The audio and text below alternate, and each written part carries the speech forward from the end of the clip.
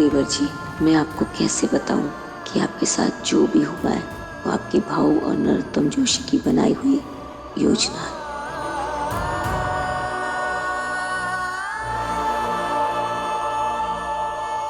हमारी थूक से मिट्टी अपवित्र ना हो सके इसलिए गले में मटका बांध दिया जाता है। हमारे चलने से जमीन पर निशान ना आए इसलिए कमर में झाड़ू बांध दिया जाता है। भीम, तुम्हें ऐसी तकलीफें रोज झेलते कैसे? बाकी दुनिया चाहे जो भी कहे, लेकिन आज मैं भी यही कहूंगी कि आप में इतनी काबिलियत है कि आप लंदन जाके पढ़ सकते हैं। और क्या पता, अपने काबिलियत के दम पर आप एक दिन चले भी जाए। माटुंगा से कोलाबा तक जाने की औकात नहीं है और पढ़ने के लिए जाएगा लंदन। तुमने अच्छे से सुना नहीं क्या बाहर लोग क्या कह रहे थे? मेरी औकात माटुंगा से कोलाबा जाने तक की नहीं है। लंदन जाके क्या पढ़ाई करूंगा? वैसे तो माऊ में पैदा हुए किसी भी व्यक्ति ने अब जैसे बम्बई के कॉलेज में आकर पढ़ाई भी नहीं की है।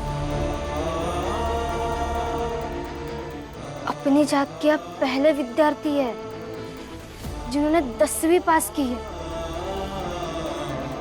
अपने जात के आप पहले व्यक्ति है जो अंग्रेजी बोलते हैं। इसलिए वो लोग तो औकात की बात ही ना करें। मेरे पति में इतनी काबिलियत है कि अगर वो चाहे तो कुछ भी कर सकते हैं। ये बेटा सही कह रही रमा।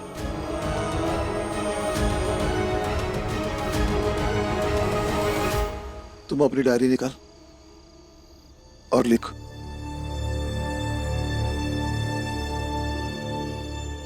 लीजिए, लिखिए कैसे आपके लंदन जाने वाली बात पर सब हंस रहे थे। नहीं बेटा, ये मत लिख। ये लिख,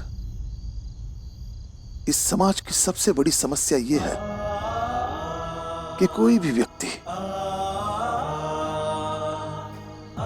एक बड़ा सपना देखना चाहे तो पड़ोसी उसे उसकी बंदिशें गिनाने लगते हैं। इस समाज को खुशहाल बनाने के लिए जरूरी है इस समाज का सामूहिक विश्वास।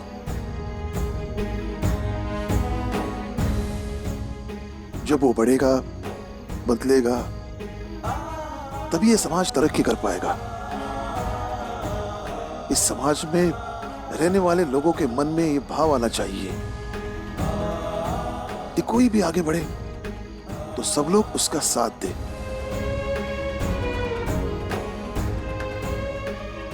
बेटा, तुम हमेशा कहते थे ना कि समाज के लिए मुझे कुछ करना है। अगर कर सको तो इतना जरूर करना।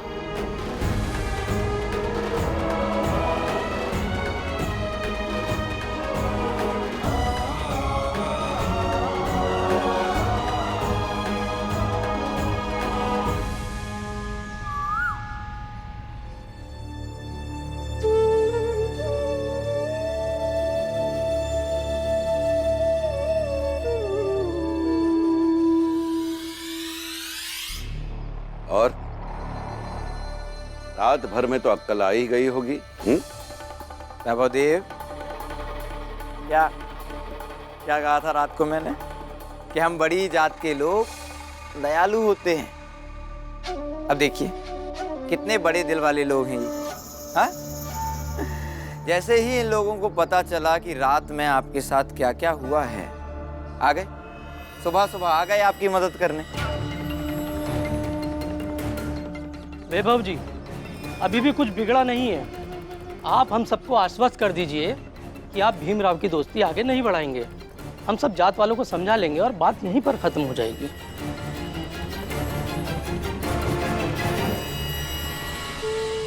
देवर जी रात भर रोते रहे हैं और रोते रोते सो गए।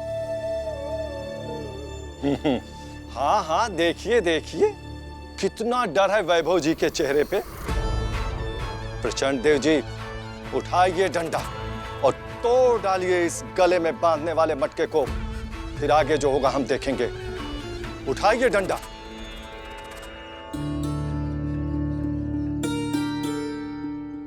फिर देवर जी का शुद्धिकरण करवा देंगे और इन्हें प्रसाद खिला देंगे। फिर सब कुछ पहले जैसा हो जाएगा। डंडा लाओ।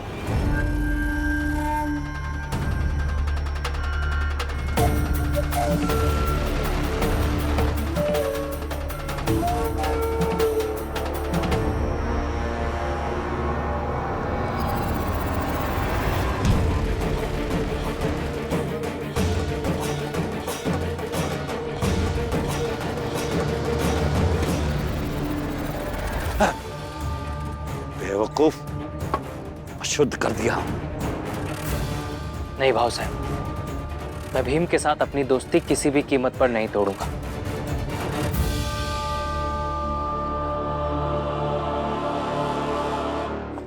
प्रचंड देव जी, समझाइए अपने भाई को।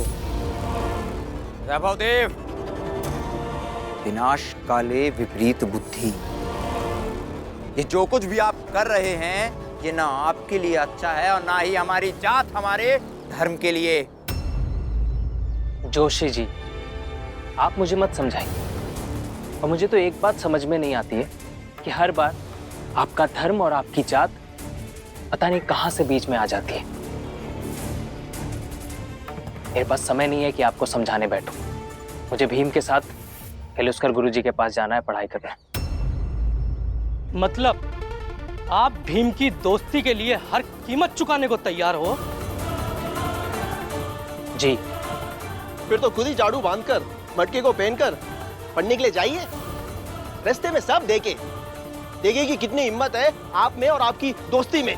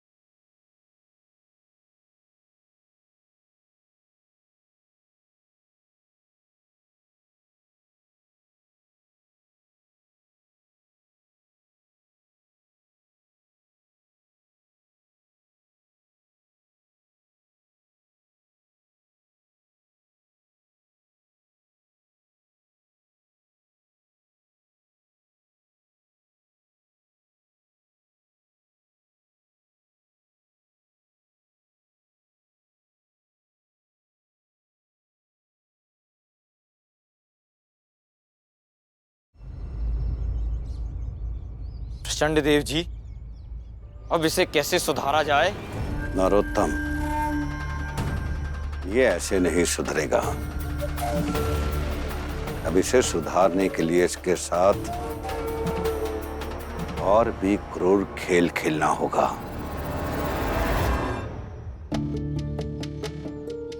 मैं चलता हूँ रमा। रुकिए।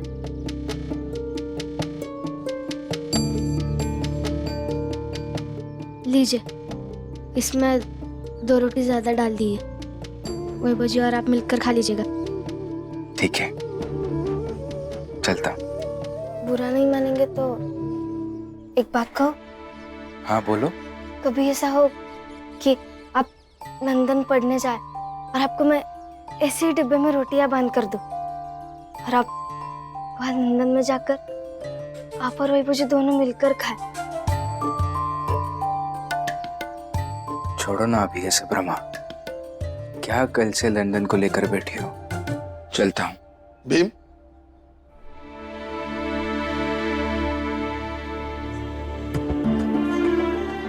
कोई बात नहीं बेटा, लेकिन पत्नी के मन में अगर कोई इच्छा जन्म ले रही है तो उसका सम्मान करो। जा बेटा, पढ़ने जा। हाँ बाबा। भीम, रुक, मैं अभी चलता हूं तेरे साथ। नहीं, आप दोनों अलग अलग जाएंगे। और क्यों? क्यों जाएंगे अलग अलग? क्योंकि आप कमाने लगे हैं और रास्ते में भीम भाऊ तो अपने दुख बताएंगे ही आपको। एक तो आप ठहरे नरम दिल, ऊपर से वो आपके भाई। पता चला तनख्वाह मिलने की पहले ही सोचने लगेंगे कि भीम के लिए ये करना है, भीम के लिए वो करना है। लक्ष्मी दीदी, कुछ भी मत बोलिए, नहीं लेंगे ये पैसे, मैं विश्वास दिलाती हूँ। अच्छा, तो नजरें इधर करके विश्वास दिलाओ। इससे पहले भी विश्वास दिलाया था तुमने कि भीम और वैभव के बीच दोस्ती नहीं होने दोगी, लेकिन हुई ना। अपना विश्वास अपने पास रखो। भीम, एक काम करते हैं, साथ ही चलेंगे, देखते हैं इनमें से कौन क्या करेगा। नहीं भैया, रहने दीजिए। दुनिया वाले होते तो अभी साथ मिलकर दिखाते। अपने ही घर के लोग ये सब बोल रहे तो क्या दिखाए। मैं जा रहा हूं, आप बाद में जाइए।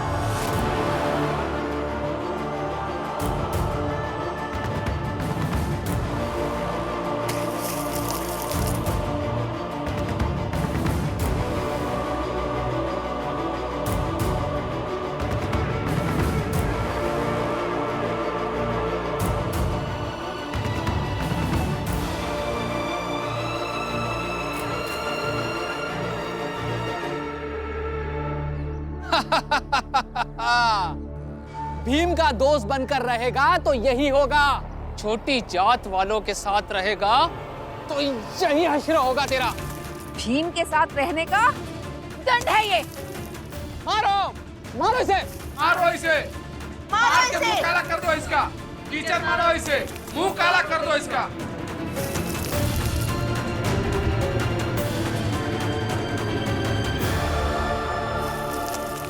वैभव, ये क्या कर रहे हैं आप लोग? क्या हो रहा है यहाँ पे? रुक जाइए, ये क्या कर रहे हैं आप लोग? वैभव, ये वैभव, ये क्या कर दिया इन लोगों ने तुम्हारे साथ? भीम तुम्हारे साथ रहने का दंड भुगत रहा है ये छोटी जात वाला भीम इसके साथ दोस्ती करेगा तो ऐसा ही हश्र होगा तेरा।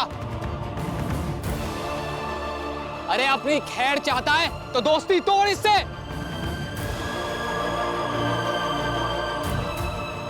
अरे हमका एक कौठो आदमी का नाम बता दो जेका भीमराव भला चाही से, जेका भी भीमराव का साथ मिला है वो आबाद भवा होए।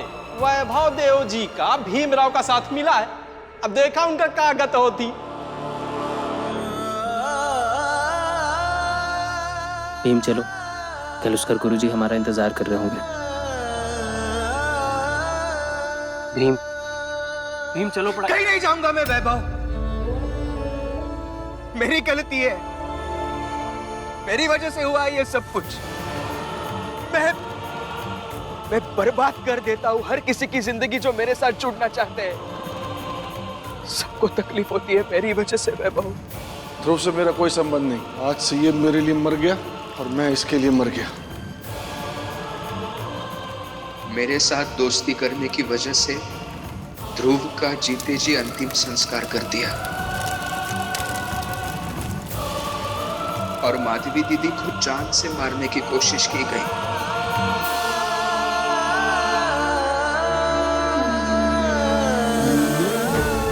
मेरा साथ देने के कारण काका को मार दिया गया।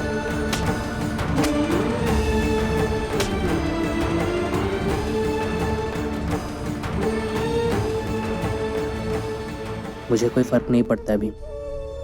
इसी बहाने कम से कम मैं तुम्हारी जाति के लोगों के दुख को करीब से समझ पाया। मैं ठीक हूँ। तुम ठीक नहीं हो वैभव, तुम ठीक नहीं हो। ये क्या किया तुम्हारे साथ इन लोगों ने वैभव? ये झाड़ू, ये मटका, इन सब से मैं मेरी जात वालों को छुटकारा दिलवाना चाहता हूँ इतने सालों से, और इन लोगों ने ये तुम्हारे साथ।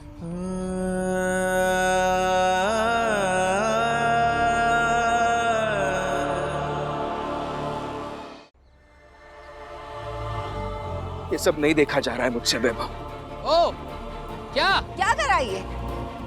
अरे भीम क्या कर रहा है ये? अरे रोको इसे कोई। अरे भीम नहीं देखा जाता तो देर किस बात की है? छोड़ इसको और दोस्ती तोड़ इससे।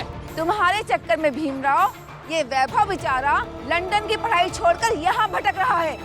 छोड़ दो इसका साथ। भीम, इनकी बातों का ध्यान सही कह रहे हैं लोग वैभव। तुम आज के आज लंदन वापस जाओगे वैभव। नहीं, हम अभी पढ़ने चले। मैं कहीं नहीं जा रहा हूँ तुम्हारे साथ वैभव। हमें पढ़ने चलना है। नहीं वैभव, तुम्हारी एक भी बात नहीं सुनूंगा मैं। आज के आज तुम लंदन वापस जा रहे हो वैभव। भीम, लंदन जाएगा तू वैभव। वैभव अगर इसका साथ तुमने नहीं छोड़ा तो तुम्हें ये सब बार बार सहना पड़ेगा। रमादाई! रमादाई! क्या हुआ दीपक? वो क्या हुआ? बोल तो सही। वो वैभव भैया के। मारो इसे।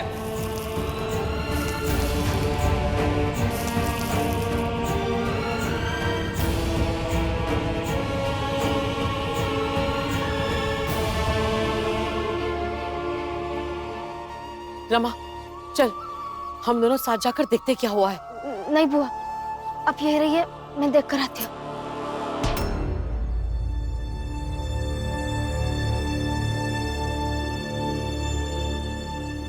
जीजाबाई, छोड़ उसका हाथ और उसे जाने दे।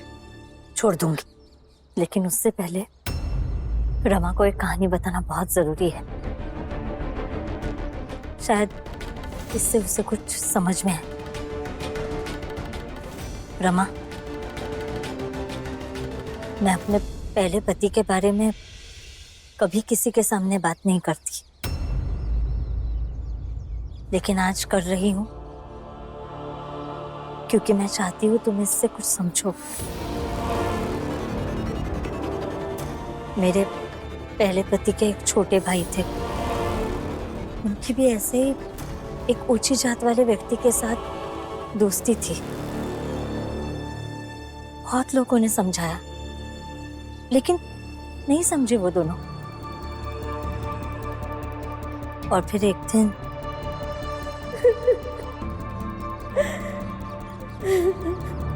उन दोनों की लाश मिली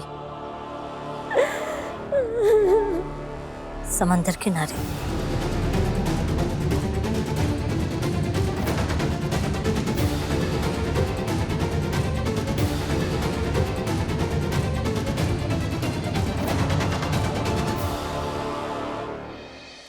अब तुम सोचो कि ऐसा कुछ भीम और वैभव के साथ हुआ तो? नहीं, कुछ भी मत बोलिए, ऐसा कुछ नहीं होगा। जीजाबाई, ऐसा कुछ नहीं होगा। दीदी, बाला और रानी की कहानी भूल गई आप? बाला, मुझे भगा ले चलो, मैं यहाँ नहीं रहना चाहती। चलो। छोड़ो नहीं। जब तक बाला रानी को लेकर नहीं लौटता तब तक ये हमारे पास रहेगी।